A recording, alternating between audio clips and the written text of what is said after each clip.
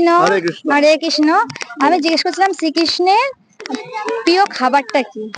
ভগবান শ্রীকৃষ্ণের প্রিয় খাবার হলো মাখন। এবং ভগবান যে যে কোনো জিনিস যে তৈরি করেছে এগুলো সবই ভগবান তৈরি করেছে, ভগবানের প্রিয় বলেই ভগবান তৈরি করেছে। যেরকম কালার, এই কালার গুলো কিন্তু ভগবান তৈরি করেছে, ভগবানের প্রিয় বলেই তো ভগবান করেছে। আমার প্রিয় জিনিসটা তো আমি তৈরি করবো। আমি যদি এটা ফ্যাক্টরি করি, যেটা আমার পছন্দ হবে, যেটা কাস্টমার পছন্দ করবে, সেটার জন্যই তো আমি তৈরি করবো। এই জন্য ভগবানের প্রত্যেকটা জিনিস ভগবানের প্রিয় বলেই ভগবান সেগুলো তৈরি করেছে। আচ্ছা, ভগবান শ্রীকৃষ্ণ কি বিয়ে করেছিলেন ভগবান শ্রীকৃষ্ণ বিয়ে করেছেন। রাধারানীকে? উনি ভগবান শ্রীকৃষ্ণ হলো প্রেমময় লীলা, ঠিক আছে। আমরা যেরকম বাহ্যিক জগৎ থেকে দেখছি যে উনি বিয়ে করেছেন, কিন্তু অ্যাকচুয়ালি উনি বিয়ে করেন। উনি এরা প্রেম ভক্তিতে উনি বিরাজমান করেন, ঠিক আছে। রাধারানীর সঙ্গে অন্তরঙ্গ শক্তি।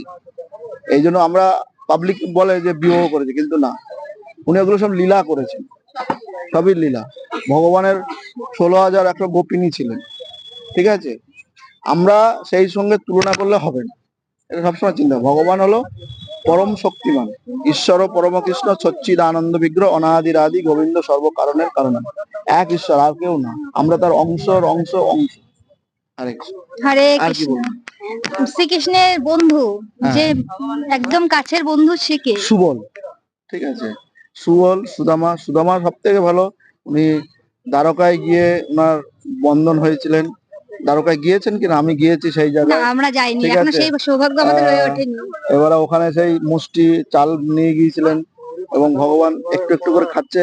এক একটা ঐশ্বর্য তাকে ভগবান সুদামাকে দিচ্ছেন, এবং খুব ভালো জায়গা।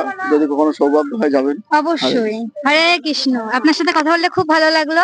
হরে কৃষ্ণ।